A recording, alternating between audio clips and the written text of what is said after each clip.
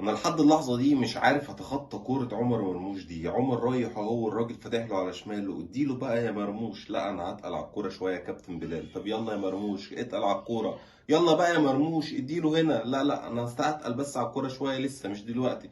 طب يلا بقى يا مرموش، الراجل فتح رجله، كمل انت بقى بسرعتك وروح بقى وخد اهو. خلاص هو الراجل سلم نفسه وباع نفسه، المدافع باع نفسه قدامك. الراجل فرد رجله عشان خلاص عارف سيستم نفسه ان هو انت هتبص الكوره، رغم ان انت لسه ما بصيتش الكوره. خد بقى انت مرموش روح على الجون، الراجل باعلك نفسه. لا يا كابتن انا هلعب الكوره في رجل المدافع بعد ما فرد رجله عشان اضيع هجمه خطيره على منتخب مصر كانت هتخلي النتيجه 3-2 في وقت قاتل، كانت هتخلص الماتش خالص. ده عمر مرموش اللعيب العالمي اللي جاي من السيتي المفروض يشيلني، وهو محتاج حد يشيله.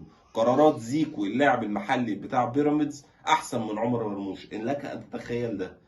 زيكو في المباراة دي سجل هدفين، واحد اتلغى ظلم وواحد اتحسب، وقراراته كلها صح في أرض الملعب. وواحد زي عمر مرموش ده جاي من السيتي، قراراته زي ما انت شايف كده للأسف من سيء لأسوأ، ومن أسوأ نسخ عمر مرموش مع منتخب مصر النهاردة، وكان سبب من أسباب الهزيمة هو وتريزيجيه من ساعة ما نزلوا أرض الملعب.